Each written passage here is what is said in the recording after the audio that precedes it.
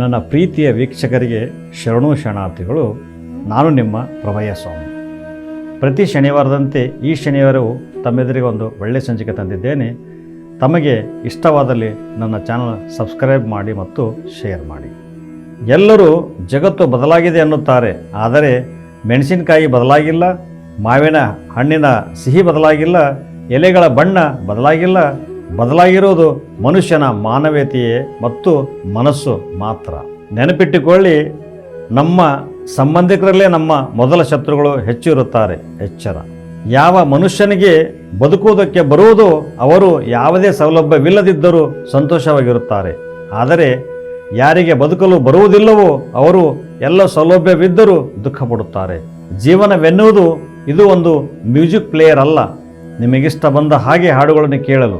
ಜೀವನವನ್ನೋದು ಒಂದು ರೇಡಿಯೋ ಇದ್ದ ಹಾಗೆ, ಅದರಲ್ಲಿ ಏನು ಬರುವುದೋ ಅದನ್ನು ಕೇಳಿ ಸಂತೋಷ ಪಡಬೇಕು ಅಷ್ಟೇ. ಅನುಮಾನ ಮತ್ತು ಅಹಂಕಾರ ಇವೆರಡು ಭಯಂಕರವಾದ ಮಾನಸಿಕ ರೋಗಗಳು. ಈ ರೋಗ ಬಂದವರು ತಾವು ಸಂತೋಷವಾಗಿರುವುದಿಲ್ಲ, ಇತರರನ್ನು ಸಂತೋಷದಿಂದ ಇರಲು ಬಿಡುವುದಿಲ್ಲ. ಸಿಪ್ಪೆ ಇದ್ದರೆ ಹಣ್ಣಿಗೆ ರಕ್ಷಣೆ, ಸೀರೆ ಇದ್ದರೆ ಹೆಣ್ಣಿಗೆ ರಕ್ಷಣೆ, ರೆಪ್ಪೆ ಇದ್ದರೆ ಕಣ್ಣಿಗೆ ರಕ್ಷಣೆ, ಮರ ಇದ್ದರೆ ಮಣ್ಣಿಗೆ ರಕ್ಷಣೆ, ಬೇಲಿ ಇದ್ದರೆ ಹೊಲಕ್ಕೆ ರಕ್ಷಣೆ, ಗಡಿ ಇದ್ದರೆ ದೇಶಕ್ಕೆ ರಕ್ಷಣೆ, ಗೋಡೆ ಇದ್ದರೆ ಮನೆಗೆ ರಕ್ಷಣೆ, ತಂದೆ ಇದ್ದರೆ ಮಕ್ಕಳಿಗೆ ರಕ್ಷಣೆ, ಗುರುವಿದ್ದರೆ ಶಿಷ್ಯರಿಗೆ ರಕ್ಷಣೆ, ಹಿರಿಯರಿದ್ದರೆ ಕಿರಿಯರಿಗೆ ರಕ್ಷಣೆ, ವೈದ್ಯರಿದ್ದರೆ ರೋಗಿಗಳಿಗೆ ರಕ್ಷಣೆ, ಸಾಧು ಸಂತರಿದ್ದರೆ ಶಿವಶರಣರಿಗೆ ರಕ್ಷಣೆ, ದೇವರಿದ್ದರೆ ಭಕ್ತರಿಗೆ ರಕ್ಷಣೆ, ನ್ಯಾಯಾಲಯವಿದ್ದರೆ ನಿರಪರಾಧಿಗೆ ರಕ್ಷಣೆ, ಸಂವಿಧಾನವಿದ್ದರೆ ಪ್ರಜೆಗಳಿಗೆ ರಕ್ಷಣೆ, ಆತ್ಮವಿಶ್ವಾಸ ಇದ್ದರೆ ಬದುಕಿನ ರಕ್ಷಣೆ. ಯೋಚನೆ ಮತ್ತು ಸಲಹೆಗಳನ್ನು ಸಮಯಕ್ಕೆ ತಕ್ಕಂತೆ ಬದಲಾಗುತ್ತವೆ. ನೀರಿನ ಲೋಟದಲ್ಲಿ ನೊಣ ಬಿದ್ದರೆ ನೀರು ಚೆಲ್ಲುತ್ತೇವೆ, ತುಪ್ಪದ ಡಬ್ಬಿಯಲ್ಲಿ ನೊಣ ಬಿದ್ದರೆ ನೊಣವನ್ನು ಎತ್ತಿ ಬಿಸಾಕ್ತೇವೆ. ನಮ್ಮ ನಿತ್ಯ ಜೀವನದ ಬದುಕಿನಲ್ಲಿ ಸದಾ ಗಮನದಲ್ಲಿಡಬೇಕಾದ 6 ಸಫಲತೆಯ ಸೂತ್ರಗಳು. 1ನೇದು ಕ್ಷಮೆ. ನಿಮಗೆ ಯಾರೇ ಏನು ಹೇಳಲಿ ಅವರ ಮಾತನ್ನು ಎಂದಿಗೂ ಮನಸ್ಸಿಗೆ ತೆಗೆದುಕೊಳ್ಳಬಾರದು ಮತ್ತು ಅದಕ್ಕಾಗಿ ಎಂದಿಗೂ ಅವರ ಮೇಲೆ ಸೇಡಿನ ಭಾವನೆ ಇಟ್ಟುಕೊಳ್ಳಬಾರದು. ಅವರನ್ನು ಯಾವಾಗಲೂ ಕ್ಷಮಿಸಿಬಿಡಬೇಕು. ದ್ವೇಷಿಸುವವರನ್ನು ಪ್ರೀತಿಸಬೇಕು.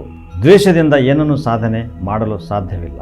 ಇದರಿಂದ ನಮ್ಮ ಆಯಸ್ಸು ಆರೋಗ್ಯ ಹಾಳಾಗಿ ಹೋಗುತ್ತದೆ.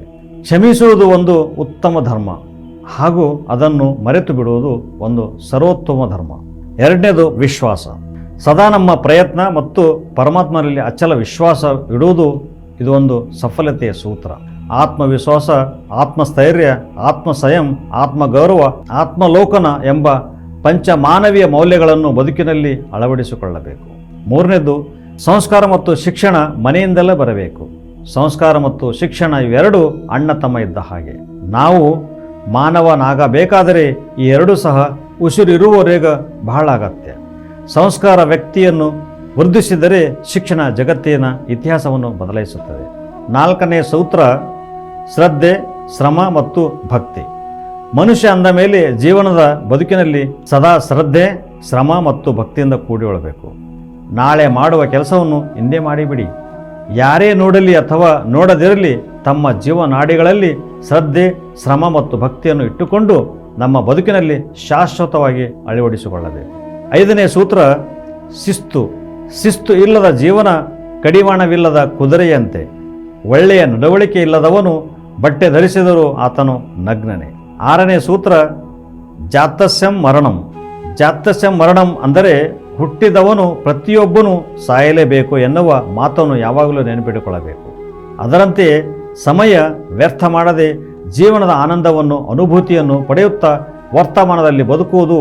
ಕಣ್ಣು ಬಿಟ್ಟರೆ ಅದೇ ಜೀವನ, ಕಣ್ಣು ಮುಚ್ಚಿದರೆ ಅದೇ ಮರಣ. ಇವೆರಡರ ಮಧ್ಯೆ ಇರುವ ಪ್ರತಿಕ್ರಿಯೆಯೇ ನಮ್ಮ ಜೀವನ. ಇದೇ ಜೀವನದ ನಿಜವಾದ ಸತ್ಯ. ಧನ್ಯವಾದಗಳು. ಈ ನನ್ನ ಸಂಚಿಕೆ ತಮ್ಮ ಮನಮುಟ್ಟಿದಲ್ಲಿ ದಯವಿಟ್ಟು ನನ್ನ ಚಾನಲ್ ಸಬ್ಸ್ಕ್ರೈಬ್ ಮತ್ತು ಶೇರ್ ಮಾಡಿ. ನಮಸ್ಕಾರಗಳು.